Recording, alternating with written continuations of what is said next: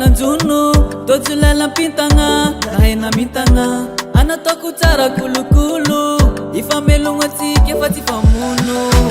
managna anao zahoajain'olo na tsy manandra fa tsy ambaken'olo tsy amenatra zaho hoe hitondranao amin'ny havako